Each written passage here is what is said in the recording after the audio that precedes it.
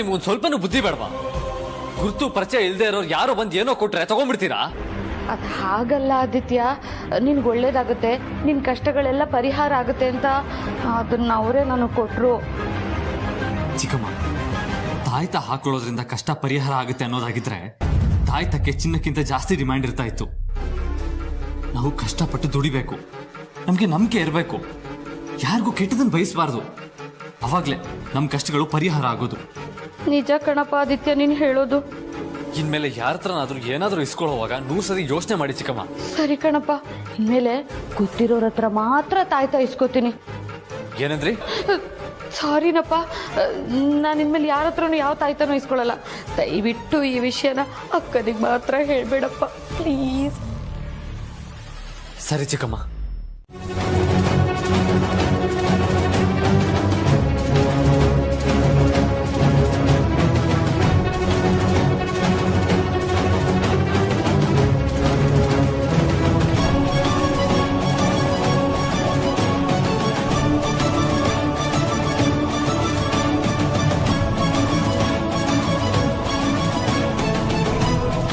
ನಾನು ನಿನಗೆ ಬೇಲ್ ಕೊಟ್ಟು ಹೊರಗೆ ಕರ್ಕೊಂಬಂದೆ. ನೀನು ನನ್ನ ನೋಡಿ ಕೈ ಮುಗಿಯೋದ್ ಬಿಟ್ಟು ನನ್ನ ಮೇಲೆ ಕೈ ಮಾಡ್ತೀಯ. ಬಿದ್ದಿರು ಇಲ್ಲ. ನೀನು ಕೊಡೋ ಭಿಕ್ಷೆ ನನಗೆ ಬೇಕಾಗಿಲ್ಲ. ಅದಕ್ಕೆ ನಾನಾಗೆ ಒಳಗೆ ಬಂದಿದ್ದು. ನಾನು ನಿನಗೆ ಬಾರಿಸಿದ್ದು ನೀನು ಕೆಟ್ಟದಾಗ ಮಾತಾಡಿದ್ದಕ್ಕೆ. ನಿನ್ನಂಥ ಕೆಟ್ಟ ಹೆಂಗಸು ಕೊಟ್ಟಿರೋ ಜಾಮೀನನ್ನ ತಗೊಂಡು ಹೊರಗೆ ಬಂದು ಜನಗಳ ಮಧ್ಯ ಆರಾಮವಾಗಿ ಬದುಕೋದಕ್ಕಿಂತ 4 ಕಂಬಿಗಳ ಮಧ್ಯ ಏಕಾಂಗಿಯಾಗಿರೋದು ಎಷ್ಟೋ ಮೇಲು. ಇನ್ನೂ ನಿನ್ನ ಸೊಕ್ಕು ಕಮ್ಮಿ ಆಗಿಲ್ಲ ಅಲ್ಲ? ಇದು ಸೊಕ್ಕಲ್ಲ ಅರುಂಧತಿ, ಸ್ವಾಭಿಮಾನ.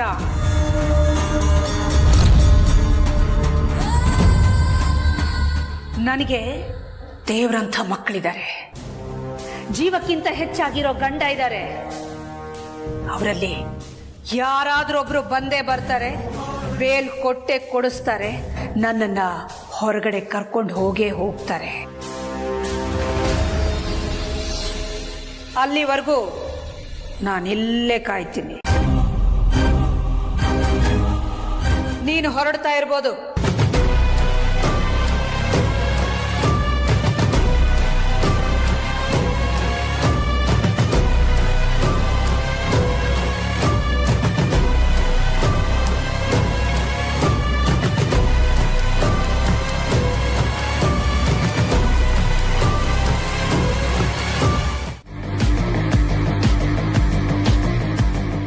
ಅಂಥ ಫೇಮಸ್ ಲಾಯರೇ ಈ ಕೇಸ್ನ ತಗೊಳ್ದೆ ದೇಶ ಬಿಟ್ಟು ಹೋಗ್ತಿದ್ದಾನೆ ಅಂದಮೇಲೆ ಇನ್ ಯಾವ ಲಾಯರ್ ತಾನೆ ಈ ಕೇಸ್ ತಗೊಳ್ತಾನೆ ಮರಿ?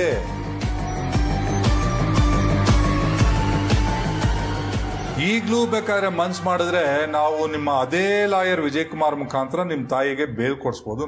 ಪ್ಲೀಸ್ ಪ್ಲೀಸ್, ಹೇಗಾದ್ರೂ ಮಾಡಿ ಈ ಕೇಸ್ ತಗೊಳ್ಳೋ ಥರ ಮಾಡಿ. ಮಾಮ್ನ ಸ್ಟೇಷನಲ್ಲಿ ನೋಡೋಕ್ಕಾಗ್ತಾ ಇಲ್ಲ. ಹೇಗಾದ್ರೂ ಮಾಡಿ ಅವ್ರನ್ನ ರಿಲೀಸ್ ಮಾಡಿಸಿ. ನಾನು ಏನು ಬೇಕಾದ್ರೂ ಮಾಡೋಕ್ಕೆ ರೆಡಿದ್ದೀನಿ.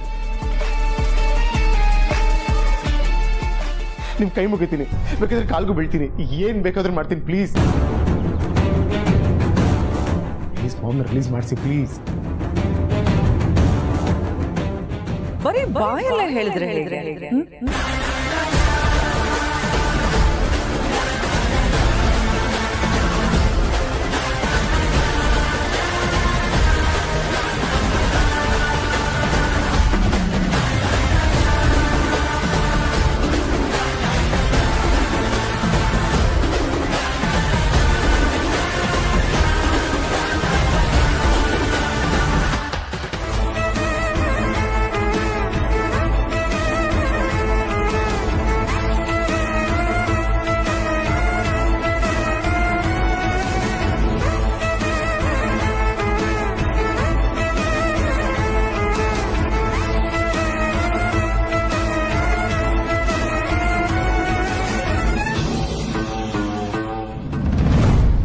ನಮಗೆ ಮಾತ್ರ ಯಾಕೆ ಲಾಯರ್ ಸಿಗ್ತಾ ಇಲ್ಲ?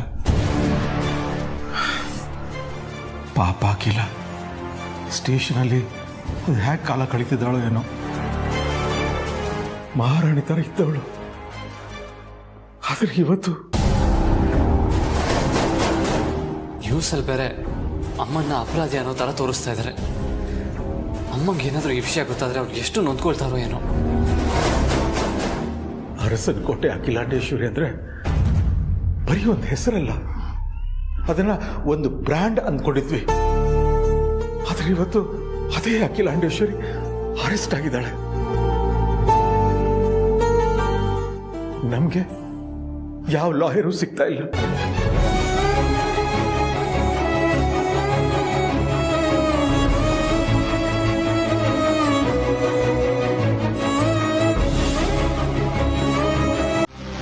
ಯಾಕೋ ಮರಿ ನಿನ್ನೆ ನನ್ನ ಕಾಲ್ಗೆ ಬಿದ್ದೆ,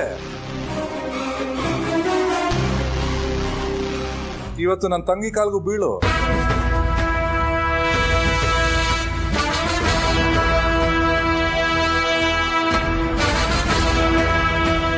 ಎಲ್ಲ ಸಾಕ್ಷಿಗಳು ನನ್ನ ವಿರುದ್ಧವಾಗಿ ಇವೆ.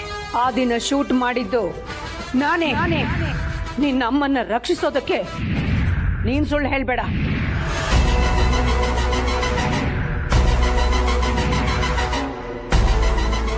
ಆದಿತ್ಯನ ಚೆನ್ನಾಗಿ ನೋಡ್ಕೊ, ಪ್ರೀತುನು ಚೆನ್ನಾಗಿ ನೋಡ್ಕೊ.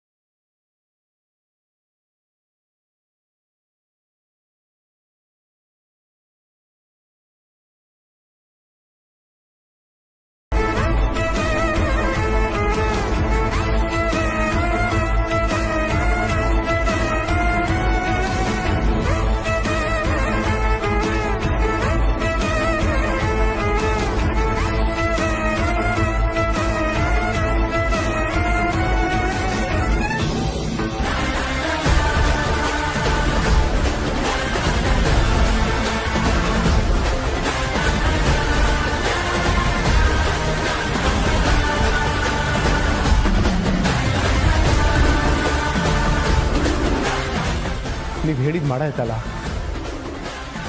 ನಮ್ಮ ಮಾಮ್ನ ರಿಲೀಸ್ ಮಾಡಿಸಿ. ಆದ್ರೂ ನೀನ್ ಮಾಡ್ತಿರೋದು ಯಾಕೋ ನನಗೆ ಸರಿ ಅನ್ನಿಸ್ತಾ ಇಲ್ಲಪ್ಪ. ಏನು ನಿಮ್ ಹುಡುಗಿ ಜೊತೆ ನೀನ್ ಸರಿಯಾಗಿ ಮಾತಾಡ್ತಾನೆ ಇಲ್ವಂತೆ. ನಮ್ಮ ಹುಡುಗಿನ? ಯಾರು? ಅದೇ ಕಣಪ್ಪ, ಮೋನಿಕಾ. ಓ ಮೈ ಡಾರ್ಲಿಂಗ್ ಡಾರ್ಲಿಂಗ್ ಡಾರ್ಲಿಂಗ್. ಹೌದತ್ತೆ,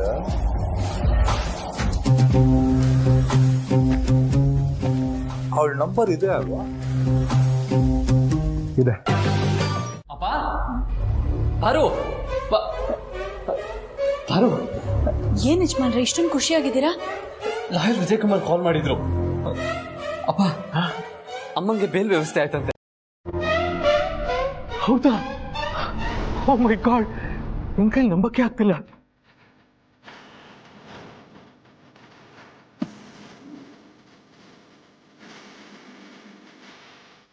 ಅಲ್ಲ ಆದಿತ್ಯ, ನಾನು ಫೋನ್ ಮಾಡಿದಾಗ ಲಾಯರ್ ವಿಜಯ್ ಕುಮಾರ್ ನಾನು ಸಿಗಲ್ಲ, ಫಾರಿನ್ ಹೋಗ್ತಾ ಇದ್ದೀನಿ, ಬೇರೆ ಯಾರನ್ನಾದ್ರೂ ನೋಡ್ಕೊಳ್ಳಿ ಅಂತ ಹೇಳಿದ್ರು.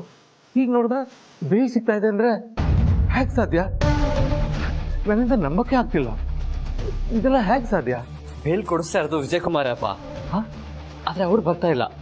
ಅವ್ರ ಅಸಿಸ್ಟೆಂಟ್ ಹತ್ರ ಹೇಳಿ ಬೇಲ್ ಕೊಡಿಸ್ತಾ ಇದ್ದಾರೆ.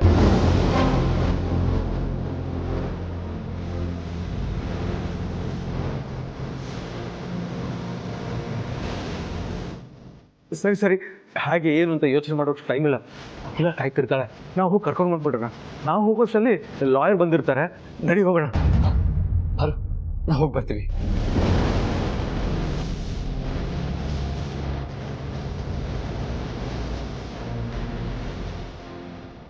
ದೇವ್ರೆ, ಅಂತೂ ನಾನು ನಿನ್ ಮೇಲೆ ಇಟ್ಟಿದ್ದ ನಂಬಿಕೆ ನೀನು ಸುಳ್ಳು ಮಾಡಲಿಲ್ಲ. ಅತ್ತೆಮ್ಮ ಮನೆಗೆ ಬರ್ತಾ ಇದ್ದಾರೆ.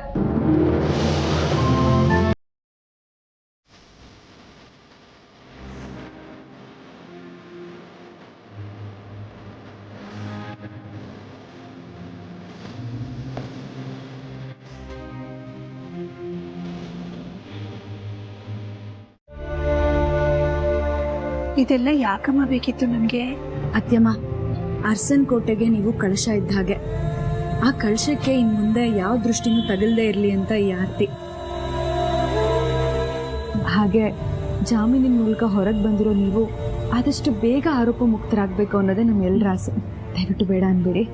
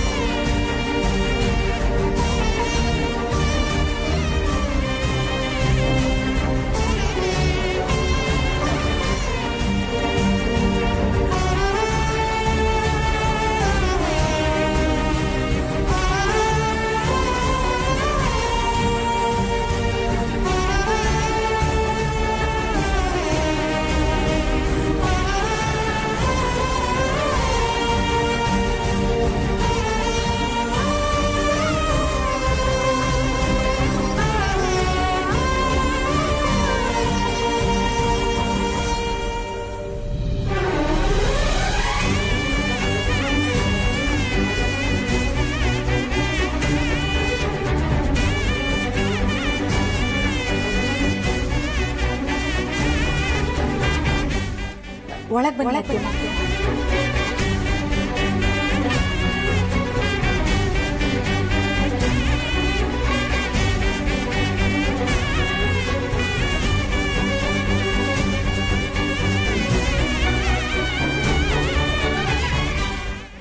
ನಿಮ್ಮೆಲ್ಲರ ಪ್ರೀತಿಗೆ ಬೆಲೆ ಕಟ್ಟಕ್ಕಾಗಲ್ಲ. 7 ಜನ್ಮ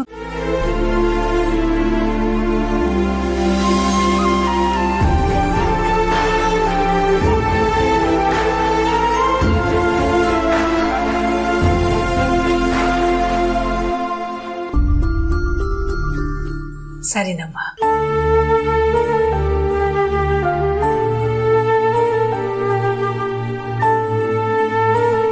ಕುತ್ಕೊಳ್ಳಿ ಅತ್ತಮ್ಮ.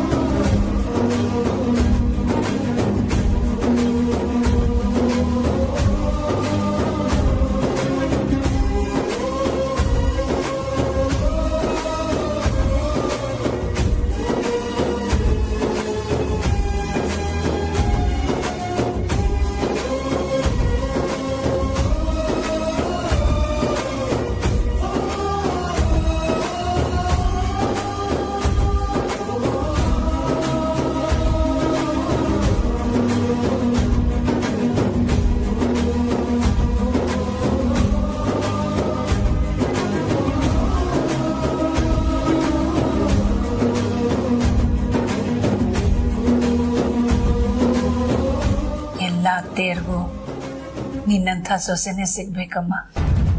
ಇಲ್ಲ ಅತ್ತೆಮ್ಮ, ಎಲ್ಲ ಸೊಸೆಯರ್ಗೂ ನಿಮ್ಮಂತ ಅತ್ತೆಮ್ಮ ಸಿಗ್ಬೇಕು. ಆವಾಗ ಅವ್ರ ಬಾಳು ಬಂಗಾರ ಆಗತ್ತೆ.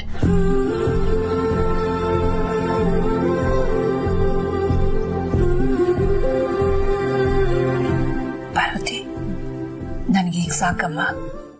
ಕೊನೆಗೂ ಬೇಲ್ ಸಿಕ್ತು. ಮನೆಗೆ ಕರ್ಕೊಂಡು ಬಂದಿದ್ದೀವಿ. ನಿದ್ದೆ ಮಾಡ್ತಿದ್ದಾಳೆ. ಎದ್ಮೇಲೆ ಫೋನ್ ಮಾಡಕ್ಕೆ ಹೇಳ್ತೀನಿ. ಓಕೆ, ಚೆನ್ನಾಗಿದೆ ಆಯ್ತಾ? ಆಯ್ತು ರಘು. ನಾನು ಅರೆಸ್ಟ್ ಆದಾಗಿನಿಂದ ಲಾಕಪ್ನಲ್ಲಿ ಒಂದು ಕ್ಷಣನೂ ಕಣ್ಮುಚ್ಚಿರ್ಲಿಲ್ಲ. ಯಾವಾಗ ಮನೆಗೆ ಬರ್ತೀನೋ ಯಾವಾಗ ನಿಮ್ಮೆಲ್ಲರ ಜೊತೆ ಕಾಲ ಕಳಿತೀನೋ ಅಂತ ಕಾಯ್ತಾ ಇದ್ದೆ. ಅತ್ಯಮ್ಮ, ನೀವು ಮಧ್ಯಾಹ್ನನೂ ಏನೂ ತಿಂದಿಲ್ಲ. ನಿಮಗೋಸ್ಕರ ಬಿಸಿ ಬಿಸಿ ಊಟ ತಂದಿದ್ದೀನಿ. ಈಗಲಾದರೂ ಹೊಟ್ಟೆ ತುಂಬ ತಿನ್ನಿ ಅತ್ಯಮ್ಮ. ಹೌದಾ? ನಾನು ಮಧ್ಯಾಹ್ನ ಊಟನೇ ಮಾಡಿರ್ಲಿಲ್ವಾ?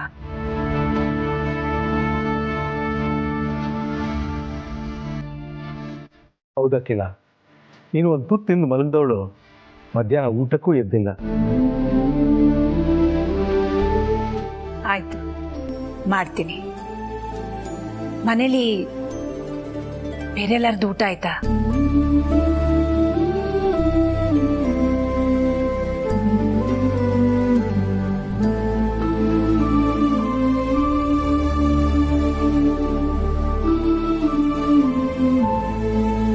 ಇಲ್ಲ ಅಕ್ಕ, ನೀವು ಮಧ್ಯಾಹ್ನ ಊಟ ಮಾಡಿಲ್ಲ ಅಂತ ನಾವು ಯಾರೂ ಊಟ ಮಾಡಿಲ್ಲ.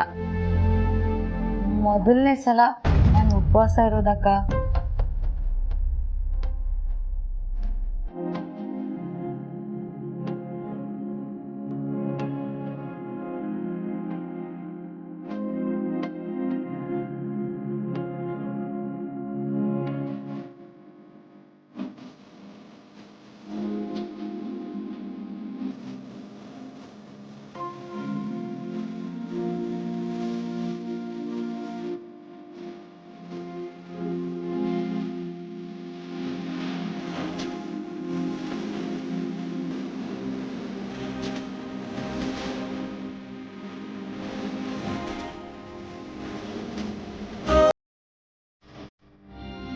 ಇವತ್ತು ನಾನೇ ಆನೆಗೂ ತಿರುಗಿಸಿರಿ.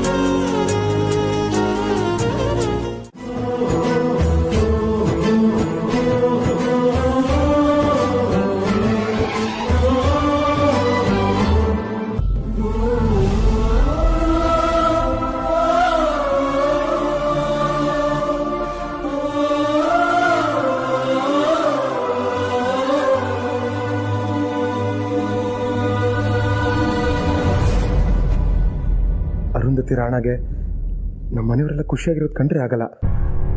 ನಿಮ್ಮ ಮತ್ತೆ ಫೋನ್ ಮಾಡಿ ಏನಾದರೂ ಸಮಸ್ಯೆನ ಸೃಷ್ಟಿ ಮಾಡು ಅಂತ ಹೇಳಿದ್ರೆ ಏನು ಮಾಡ್ಲಪ್ಪ?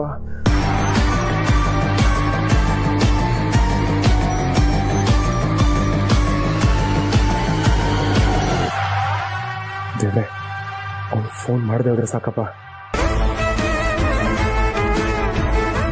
ಪ್ರೀತು ಮುಖಾಂತರ ಈ ನಗುವಿಗೆ ಅಡ್ಡ ಹಾಕ್ತಾ ಇರೋರು ಜಾಡ್ ಹಿಡಿತೀನಿ ಮಾ. ಈ ನಗುನ ಮಾಸೋಗ್ಬಿಡಲ್ಲ.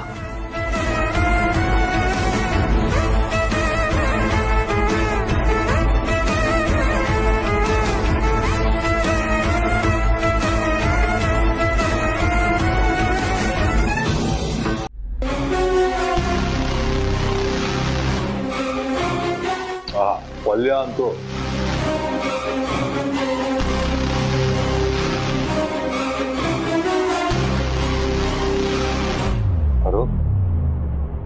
ಅರು ಏನು ಯೋಚನೆ ಮಾಡ್ತಾ ಇದೀಯ? ತಟ್ಟೆ ನಿಟ್ಕೊಂಡು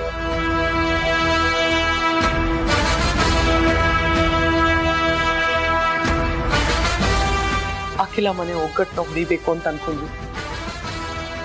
ಒಬ್ರ ಮೇಲೆ ಒಬ್ರಿಟ್ಟಿರೋ ನಂಬಿಕೆನ ಕಳಿಬೇಕು ಅಂತ ಅನ್ಕೊಂಡ್ವಿ. ಆದ್ರೆ ಅದ್ಯಾವುದು ಆಗ್ಲಿಲ್ವಲ್ಲ ಅಣ್ಣ.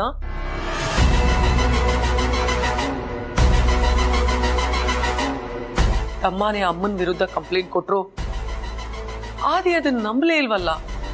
ಸೆಂಟಿಮೆಂಟು ಕಾನ್ಫಿಡೆನ್ಸ್ ಜಾಸ್ತಿನೇ ಇರುತ್ತೆ, ಹಾಗಾಗಿ ನಂಬಿಲ್ಲ. ಆ ಗುಂಡು ಅವನ ಎದೆ ಸೆಳ್ಕೊಂಡು ಹೋದ್ರು ಅವನು ವೀಲ್ ಚೇರ್ ಅಲ್ಲಿ ಸ್ಟೇಷನ್ಗೆ ಹೋಗಿ ಅವ್ರ ಅಮ್ಮ ಜೊತೆ ದೀಪಾವಳಿ ಸೆಲೆಬ್ರೇಟ್ ಮಾಡಿದ್ದಾನೆ. ಸಾಲದಕ್ಕೆ ಅವಳನ್ನ ಬೇಲ್ ಕೊಟ್ಟು ಹೊರಗೆ ಕರ್ಕೊಂಡ್ ಬಂದಿದ್ದಾನೆ.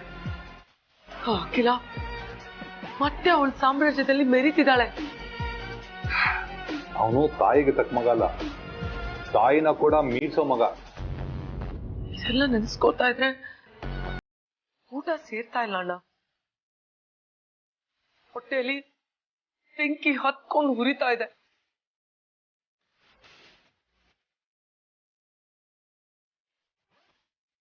ಅವಳಿಗಿರೋ ಸುಖ ಸವಲತ್ತು ನನಗಿಲ್ದೆ ಹೋಯ್ತಲ್ಲ. ಅವಳ ತರ ನೆಮ್ಮದಿಯಾಗಿ ನಾನು ಇಲ್ವಲ್ಲ ಅಣ್ಣ.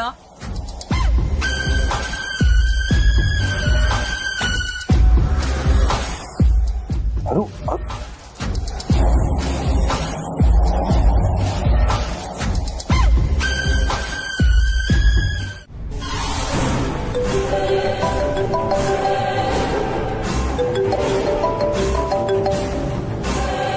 ಮೂರ್ತಿ, ನಿಮ್ಮಿಂದ ಒಂದು ಹೆಲ್ಪ್ ಆಗಬೇಕಾಗಿತ್ತು.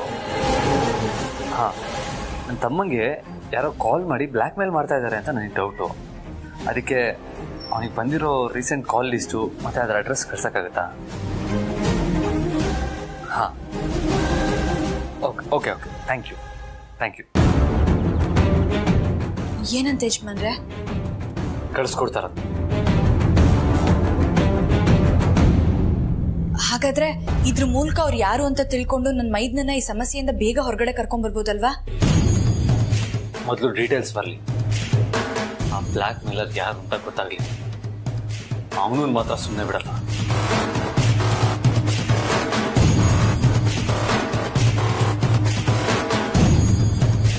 ಬಾರು, ಆದರೆ ಈ ವಿಷಯನ ಜನನಿಗೂ ಹೇಳಬೇಡ, ಇದು ನಮ್ಮಲ್ಲೇ ಇರಲಿ. ಸರಿ ಯಜಮಾನ್ರೆ, ಇದು ಒಂದ್ ಸಮಸ್ಯೆ ಬಗೆಹರಿದ್ರೆ ಸಾಕು, ನಮ್ಮ ಅರ್ಸನ್ ಕೋಟೆ ಮೊದ್ಲಿನ ತರ ಆಗುತ್ತೆ.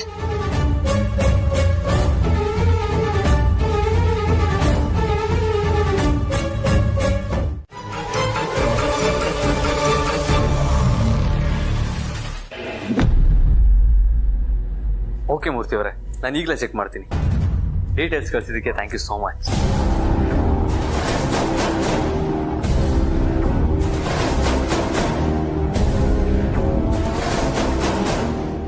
ಏನ್ ನೋಡ್ತಾ ಇದ್ದೀರಾ ಯಜಮಾನ್ರೆ? ಅದೇ ಬಾರು, ಮೂರ್ತಿಯವ್ರಿಗೆ ಪ್ರೀತಿಗೆ ಬರ್ತಾ ಇರೋ ಕಾಲ್ ಡೀಟೇಲ್ಸು ಮತ್ತೆ ಅದರ ಅಡ್ರೆಸ್ಸು ಕಳ್ಸಕ್ಕೆ ಹೇಳಿದ್ನಲ್ಲ, ಅದನ್ನ ಕಳಿಸಿದ್ದಾರೆ. ಹೌದಾ?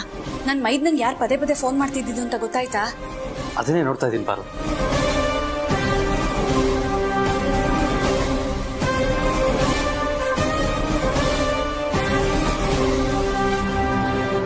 ಬಾರು ಸಿಕ್ತು. ಯಾವುದೋ ಒಂದು ನಂಬರಿಂದ ಪ್ರೀತಿಗೆ ರಿಪೀಟೆಡ್ ಆಗಿ ಕಾಲ್ ಬಂದಿದೆ. ಅವರು ಅಡ್ರೆಸ್ಸು ಕಳಿಸಿದ್ದಾರೆ. ನಾನು ಇವಾಗಲೇ ಅಲ್ಲಿಗೆ ಹೋಗಿ ವಿಚಾರಿಸ್ತೀನಿ. ಇಷ್ಟು ದಿನ ನಮ್ಮ ಪ್ರೀತಿಗೆ ಬ್ಲ್ಯಾಕ್ ಮೇಲ್ ಮಾಡ್ತಾ ಇದ್ದ ವ್ಯಕ್ತಿ ಇವಾಗ ಸಿಗಾಗೋತಾನೆ.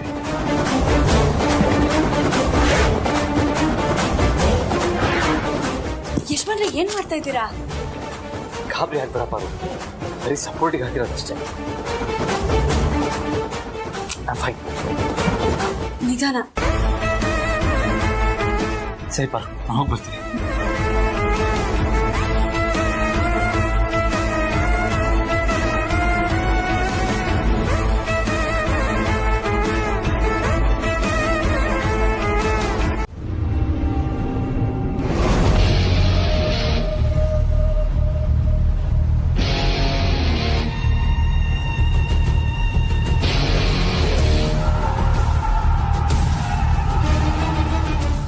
ಯಾರು ನೀವು?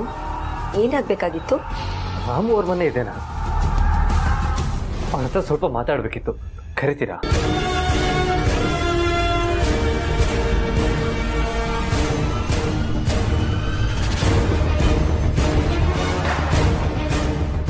ಅಮ್ಮ, ಏನಾಯ್ತು? ಯಾಕೆ ಹೇಳ್ತಾ ಇದ್ದೀರಾ? ಅಳದೆ ಇನ್ನೇನ್ ಮಾಡ್ಲಿ ಸರ್? ಇಲ್ದೇ ಇರೋನ್ನ ಕರಿ ಅಂದ್ರು ಎಲ್ಲಿಂದ ತಾನೇ ಕರೀಲಿ?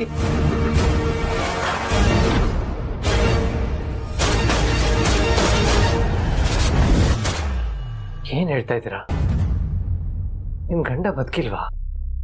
ಇಲ್ಲ ಇಲ್ಲ, ಸತ್ತು 3 ವರ್ಷ ಆಯ್ತು.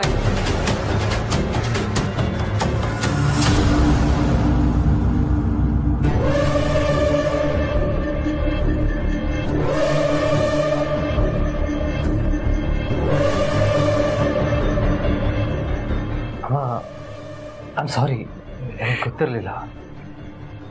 ಪರವಾಗಿಲ್ಲ. ನಾನು ನಿಮ್ಮಿಂದ ಒಂದು ಸಹಾಯ ಆಗಬೇಕಿತ್ತು. ಸಹಾಯ ಮಾಡೋ ಪರಿಸ್ಥಿತಿಲಿ ನಾವಿಲ್ಲ ಸರ್. ಹಾಗಲ್ಲ,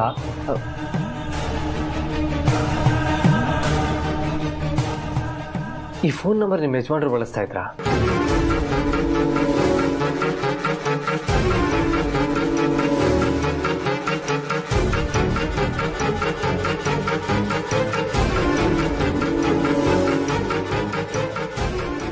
ಅಲ್ಲ ಸರ್. ಅಮ್ಮ, ನ್ಯೂಸ್ನ ಕರೆಕ್ಟಾಗಿ ನೋಡಿ. ಎಷ್ಟು ಸಲ ನೋಡಿದ್ರು ಫೋನ್ ನಂಬರ್ ಏನಾರು ಬದಲಾಗುತ್ತಾ ಸರ್? ಖಂಡಿತ ಇದು ನಮ್ಮನೆಯವರು ಬಳಸ್ತಿದ್ದ ಫೋನ್ ನಂಬರ್ ಅಲ್ಲ ಸರ್.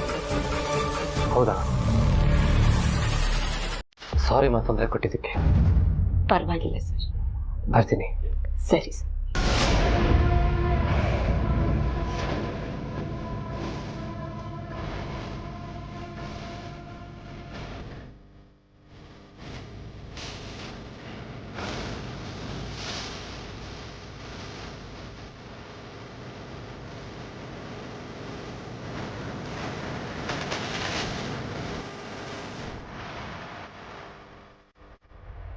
ಅಮ್ಮ, ಹೇಳಿ ಸರ್.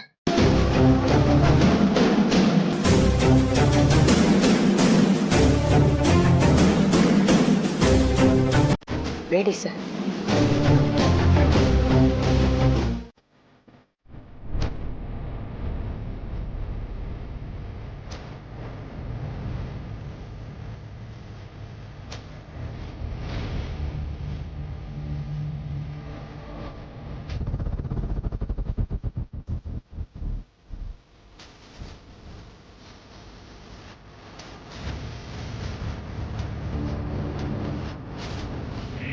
ನಾವು ಅವ್ರ ಮನೆ ಇದೇನಾ ಅಂತ ಸ್ವಲ್ಪ ಮಾತಾಡ್ಬೇಕಿತ್ತು. ಕರಿತೀರಾ? ಇಲ್ಲ, ಸತ್ತು 3 ವರ್ಷ ಆಯ್ತು. ಈ ಫೋನ್ ನಂಬರ್ ನಿಮ್ಮ ಯಜಮಾನರು ಬಳಸ್ತಾ ಇದ್ರಾ? ಅಲ್ಲ ಸರ್.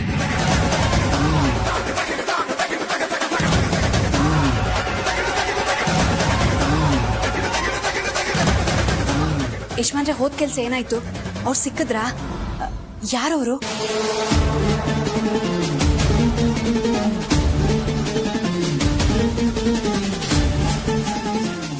ಯಾಕೆ ಯಜಮಾನ್ರೆ ನೀವು ಬೇಜಾರಲ್ಲಿರೋದು ನೋಡ್ತಿದ್ರೆ ಹೋದ ಕೆಲಸ ಆಗಿಲ್ಲ ಅನಿಸ್ತಾ ಇದೆ? ಇಲ್ಲ ಪರು, ಯಾವುದೋ ಗಂಡ ಸತ್ತೋಗಿರೋ ಹೆಂಗಸಿನ ಮನೆಗೆ ಹೋಗಿ ವಿಚಾರಿಸಿದ್ದಾಯ್ತು. ಆ ಬ್ಲ್ಯಾಕ್ ಮೇಲರ್ ಇವತ್ತು ಸಿಗ್ತಾನೆ. ನಮ್ಮ ಪ್ರೀತು ಪ್ರಾಬ್ಲಮ್ಗೆ ಒಂದು ಸೊಲ್ಯೂಷನ್ ಸಿಗುತ್ತೆ ಅಂತ ಖುಷಿಲಿ ಹೋದೆ. ಆದರೆ ಅಲ್ಲಿ ಹೋಗಿ ನೋಡಿದ್ರೆ ಅದು ರಾಂಗ್ ಅಡ್ರೆಸ್ ಪಾರು. ಅವ್ನು ನಮ್ಮನ್ನ ಮಿಸ್ಲೀಡ್ ಮಾಡಿದ್ದಾನೆ. ಯಾರೋ ಸತ್ತೋಗಿರೋರು ID ಪ್ರೂಫ್ ತಗೊಂಡು ಸಿಮ್ ಕಾರ್ಡ್ ತೊಗೊಂಡಿದ್ದಾನೆ. ಅಲ್ಲಿದ್ದಿದ್ದು ಯಾವುದೋ ಅಮಾಯಕ ಹೆಂಗಸು. ಪ್ರೀತುಗೆ ಪದೇ ಪದೇ 2 ನಂಬರಿಂದ ಕಾಲ್ ಬರ್ತಾ ಇತ್ತು. ಆ 2ನೇ ನಂಬರಲ್ಲಿರೋ ಅಡ್ರೆಸ್ನು ಹೋಗಿ ವಿಚಾರಿಸ್ದೆ. ಅದ್ಯಾವುದೋ ಸರಳ ಅನ್ನೋ ಹೆಸರಲ್ಲಿತ್ತು. ಅಲ್ಲಿ ಹೋಗಿ ವಿಚಾರಿಸಿದಾಗ ಅವ್ರ ಸತ್ತು 6 ತಿಂಗಳಾಗಿದೆಯಂತೆ. ಒಟ್ಟಿನಲ್ಲಿ ಸತ್ತೋಗಿರೋರು ID ಪ್ರೂಫ್ ಯೂಸ್ ಮಾಡಿದ್ದಾರೆ. ಎಂಥ ಕೆಟ್ಟ ಜನಗಳು ಪಾರು. ಮುಂದೆ ಒಂದಿನ ಈ ಥರ ಸಂದರ್ಭ ಬರ್ಬೋದು ಅಂತ ಗೆಸ್ ಮಾಡಿ ಪ್ರೀ ಪ್ಲ್ಯಾನ್ ಮಾಡಿ ಇದೆಲ್ಲ ಮಾಡಿದ್ದಾರೆ. ಏನು ಮಾಡೋದು? ಇದ್ದಿದ್ದು ಒಂದು ಭರವಸೆನೂ ಹೋಯ್ತು. ಪರಿಸ್ಥಿತಿ ಕೆಟ್ಟಾಗ ಯಾರು ನಮ್ಮ ಕೈ ಬಿಟ್ರು ಆ ದೇವ್ರು ನಮ್ಮ ಕೈ ಬಿಡಲ್ಲ ಯಜಮಾನ್ರೆ. ನಾವು ಆ ದೇವ್ರನ್ನ ನಂಬೋಣ. ಖಂಡಿತ ಅವ್ನು ನಮ್ಗೊಂದು ದಾರಿ ತೋರಿಸ್ತಾನೆ.